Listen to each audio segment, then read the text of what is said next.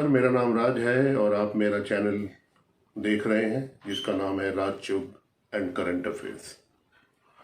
दोस्तों, आज स्वतंत्रता दिवस की आप सबको बहुत बहुत शुभकामनाएं।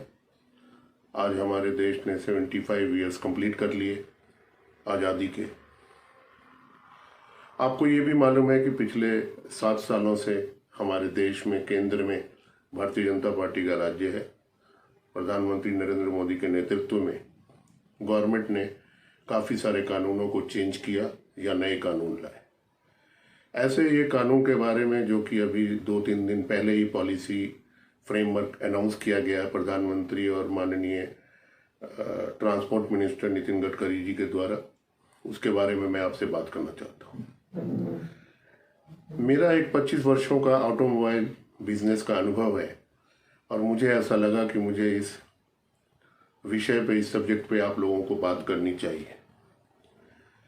आज गवर्नमेंट ने एक voluntary vehicle fleet modernisation programme का अनाउंसमेंट किया, जिसके अंदर एक व्हीकल स्क्रैपिंग पॉलिसी को अनाउंस किया गया।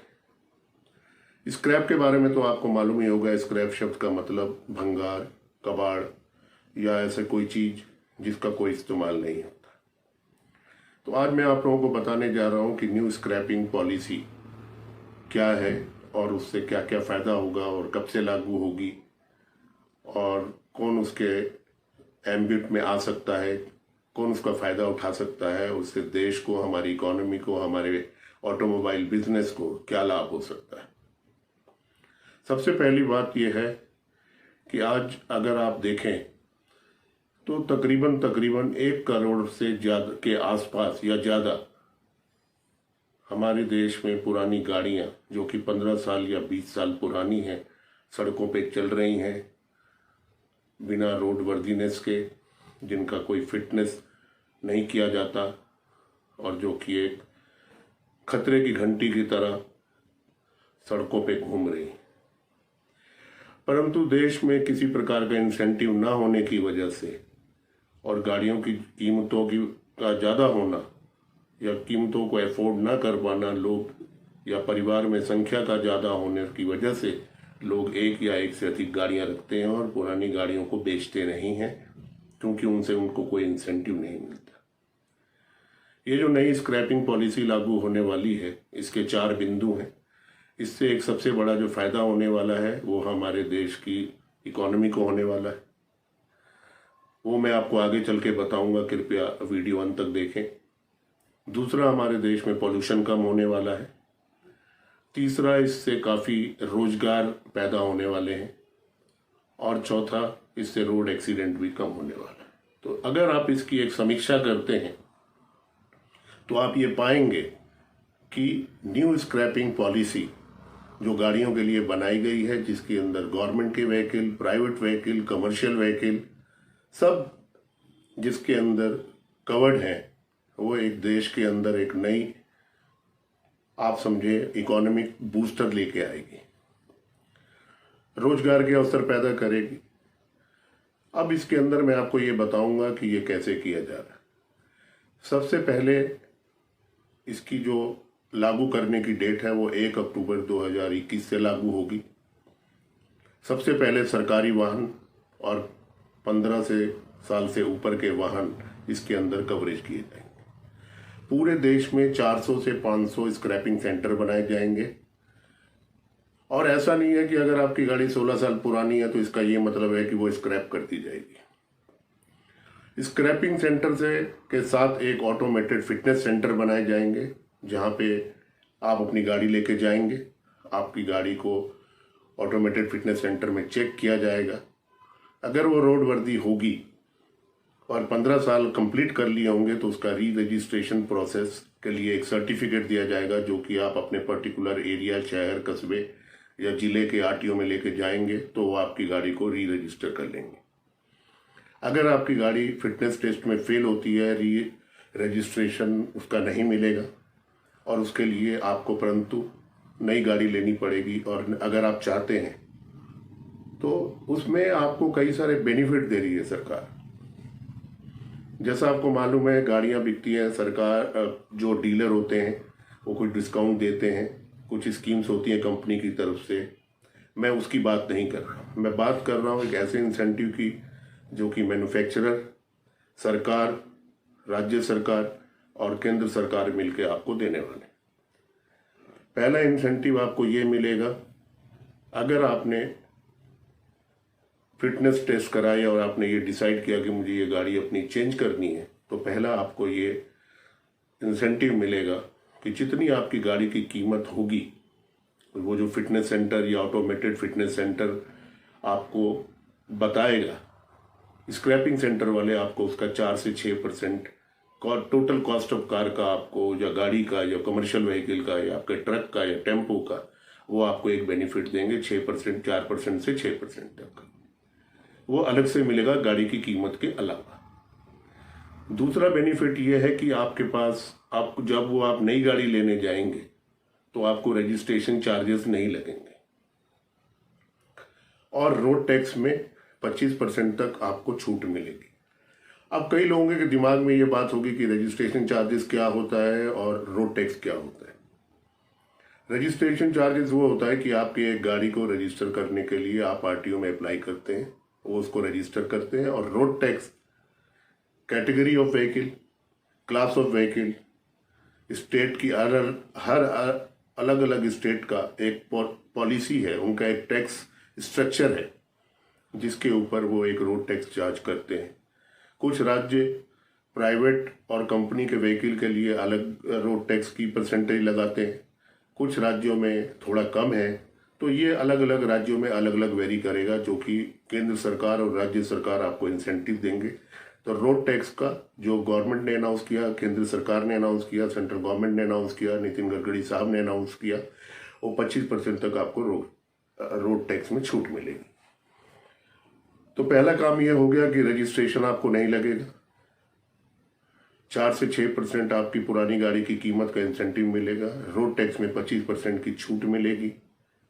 इसके अलावा आप जब डीलर के पास जाएंगे तो मैन्युफैक्चरर की तरफ से भी आपको मिनिमम 5% का एक्स्ट्रा डिस्काउंट, या जो भी उनकी पॉलिसी होगी, जो भी वो सरकार के साथ मिलकर तय करेंगे, वो मिलेगा। तो हमको ये 4 प्रकार के इंसेंटिव मिलेंगे, जिससे कि हमारी पुरानी गाड़ी को अगर हमने बेच दिया या स्क्रैप करा दिया, बेचने का तो सवाल नहीं है क्योंकि वो गाड़ी रोड वर्दी नहीं, तो उसको जब हम स्क्रैप सर्टिफिकेट ले लेंगे और डीलर के पास जाएंगे, आरटीओ में जाएंगे, तो हमको ये सारे बेनिफिट मिलेंगे। तो ये एक बहुत ही अच्छी एक पॉलिसी है।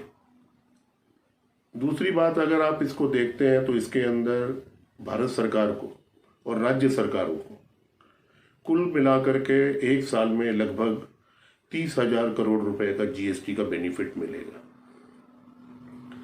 जीएसटी बेनिफिट के अलावा जब गाड़ियां बिकेंगी तो आपको मालूम है फैक्ट्रियां चलेंगी, रोजगार उत्पन्न होगा, और आज की डेट में जो मैन्युफैक्चरर अपनी मार्केट से स्ट्रगल कर रहे हैं, उनको स्ट्रगल नहीं करना पड़ेगा, प्रोडक्शन बढ़ेगी, और उससे कि गाड़ियां नहीं बिकेंगी, क्योंकि ज़्यादा गाड़ियां बिकने से, नई गाड़ियां ज़्यादा बिकने से रोजगार के उत्पन्न, आप समझ सकते हो, रोजगार उत्पन्न होगा। ना सिर्फ डीलर को, फाइनेंस कंपनी को, इंश्योरेंस कंपनी को, एलाइड बिजनेस को, बहुत सारे ऐसे बिजनेस होते हैं जो कि बढ़ेंगे। डीलर्स को मार्केट के अंदर और भी लोग काम करते हैं, बैंकों को लोन देने के लिए उनका बिजनेस बढ़ेगा क्योंकि बैंक भी लोन देना चाहते हैं। और आप एक नई गाड़ी में नए फीचर्स, लेटेस्ट टेक्नोलॉजी वाली गाड़ियां लेके आप इंजॉय करेंगे लाइफ को।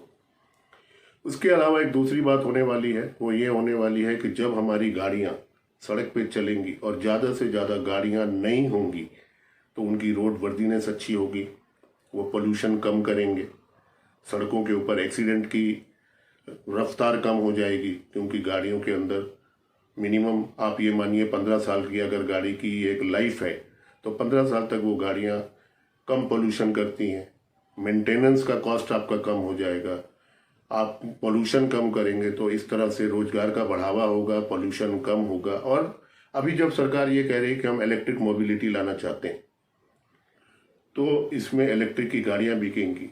तो अगर आप ओवरऑल देखें तो ऐसा कुछ अनुमान लगाया जा रहा है, जो डाटा भारत सरकार ने दिया है और जो भारत सरकार के अधिकारी बता रहे हैं, तकरीबन 3.5 करोड़ नए रोजगार उत्पन्न होंगे इससे। स्क्रैपिंग सेंटर के अंदर कम से कम 10,000 करोड़ रुपए का नया इन्वेस्टमेंट आएगा, एफडीआई होएगा भारत के अंदर। आप ये देखिए, अगर मैं आपको एक बात और भी बताना चाहता हूँ कि हमारे देश में ये पॉलिसी नहीं है कि हम बाहर की कंट्रियों की गाड़ियाँ लाके पुरानी यहाँ बेचें। तो इस वजह से जितने भी बड़े मैन्युफैक्चरर हैं दुनिया के, वो सारे सब ने भारत के अंदर अपने प्लांट लगाए हैं, लोग यहाँ से, ताकि उनकी मैन्युफैक्चरिंग यहाँ ही पे हो। और जब ये इतना बड़ा एक मार्केट, 1 करोड़ गाड़ियाँ एक आप फेस्ड मैनर में धीरे धीरे धीरे धीरे निकाली जाएंगी, तो वो लोग जिन्होंने ये गाड़ियाँ अपनी बदलनी है, जो स्क्रैप कराएंगे, वो लोग नई गाड़ियाँ लेंगे और नई गाड़ियाँ लेने से सेल बढ़ेगी और सेल बढ़े से इकोनॉमी बढ़ेगी, रोजगार के अवसर उत्पन्न होंगे। और इसके अंदर एक दूसरी बात ये भी है कि जितने भी हमारे नए युवा हैं वो एक नई किस्म की गाड़ियाँ लेना चाहते हैं, तो उनको भी एक लिमिटेड बजट में, हमारी यंग जनरेशन है, हमारे देश के अंदर यंग पॉपुलेशन बढ़ती जा रही है, तो वो अभी आज की आधुनिक तकनीक वाली गाड़ियाँ, जो इंटरनेट एनेबल गाड़ियाँ हैं और काफ़ी उसके अंदर फीचर्स हैं, उन गाड़ियों को पसंद करते हैं। और एक इसके अंदर सबसे इम्पोर्टेंट चीज़ और भी है कि ये जो मटेरियल स्क्रैप होएगा, जो गाड़ियाँ स्क्रैप होंगी, इसका 99% मटेरियल, आयरन, स्टील, एवरीथिंग, ये जो चीज़ें होंगी ये रिसाइकल होकर दोबारा इन गाड़ियों की कंपनियों को ही दी जाएंगी। जब वो रिसाइकल होकर स्टील बनेगा, उसका स्पेयर पार्ट के अंदर यूज़ होगा, गाड़ी बनाने के अंदर यूज़ होगा, तो आप ये समझिए कि वो कोई वेस्टेज नहीं हो रही, उसको हमने कहीं पे डंप नहीं करना, कहीं समुद्र में नहीं फेंकना, कहीं ज़मीन में नहीं गाड़ना, उनको रिसाइकल करेंगे, दोबारा उनकी गाड़ियाँ बनेंगी या पार्ट्स बनेंगे या स्पेयर पार्ट्स बनेंगे या जो भी चीज़ें बनेंगी, तो वो भी एक बिजनेस होगा, रिसाइकल बिजनेस दोबारा शुरू होगा।